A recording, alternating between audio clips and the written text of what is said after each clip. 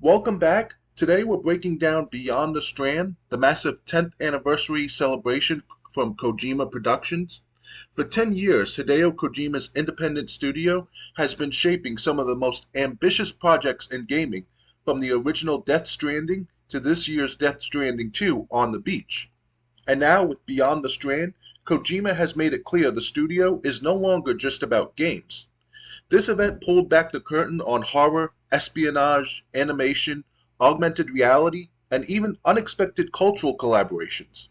What we saw wasn't just a look back at 10 years of innovation, it was a glimpse into the studio's bold next chapter. To understand why this event matters so much, we need to rewind. In 2015, after parting ways with Konami, Kojima announced the formation of Kojima Productions. It was a risky moment. He lost access to Metal Gear Solid, the same series that made him a household name, and he was stepping into uncharted waters with a brand new independent studio. Within 4 years, he delivered Death Stranding.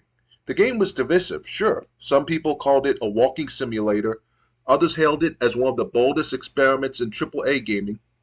What can't be denied is the conversation it sparked. Kojima took themes of isolation and connection, wrapped them in haunting imagery and unconventional mechanics, and made something that felt deeply personal while still operating on a blockbuster scale. Then in June of 2025, Death Stranding 2 on the beach arrived, proving the first game wasn't a one-off. It cemented Death Stranding as a franchise and reminded the world that Kojima Productions had the creative and technical chops to stand alongside any studio in the industry. That brings us to Beyond the Strand, held on September 23, 2025 at Toho Cinemas in Roppongi Hills, Tokyo. The event was more than just an anniversary party.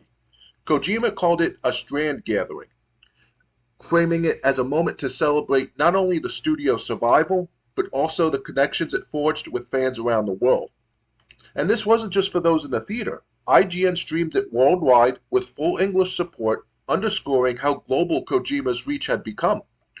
Over 2.5 hours, fans were treated to retrospectives, teasers of future projects, and glimpses at Kojima's larger vision for what he calls Phase 2 of Kojima Productions. One of the biggest talking points was OD Knock, Kojima's mysterious horror project. We've known for a while that Kojima wanted to revisit the horror genre after the cult success of PT, the infamous playable teaser for Silent Hills that never materialized. With OD, he seems to be delivering on that promise, and he's not doing it alone. The project is being developed in partnership with filmmaker Jordan Peele, the creative force behind Get Out, Us, and Nope. Peele's involvement immediately raises expectations for a horror experience that isn't just about jump scares, but about unsettling themes and psychological depth. The teaser shown at Beyond the Strand emphasized photorealism, leveraging Unreal Engine 5 and Epic's meta-human technology to create disturbingly lifelike characters. The footage was sparse, deliberately cryptic, but the tone was unmistakably eerie.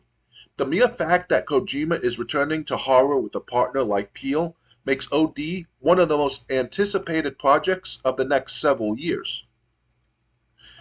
The next project Kojima highlighted was Vicent, described as an espionage thriller.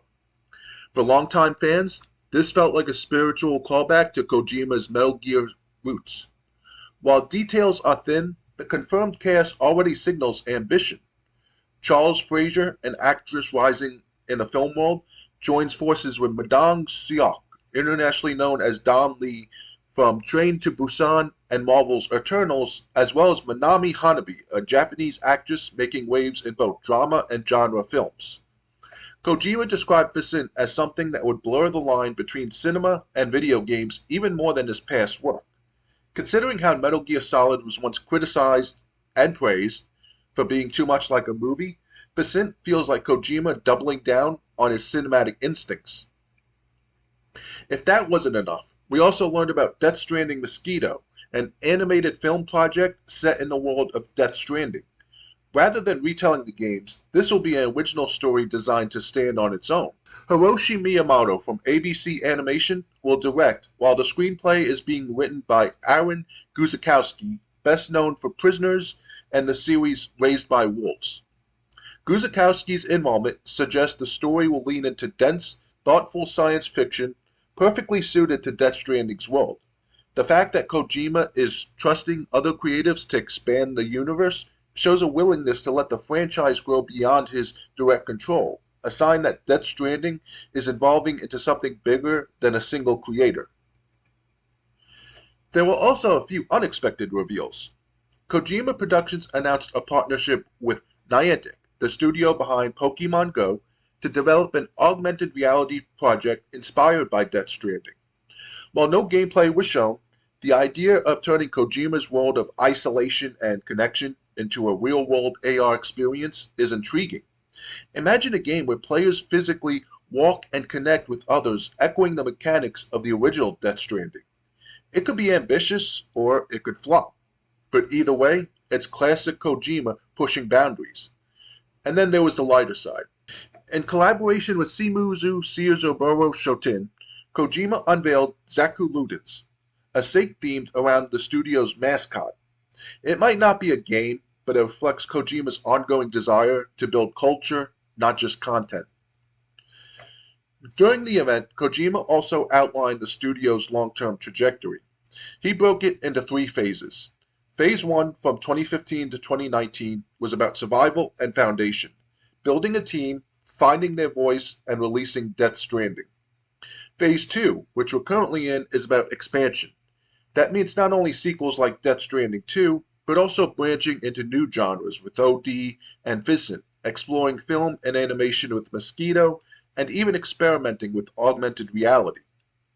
Phase 3, which Kojima hinted would begin around 2030, will be about creating entirely new IPs and possibly embracing technologies and storytelling methods that don't even exist yet.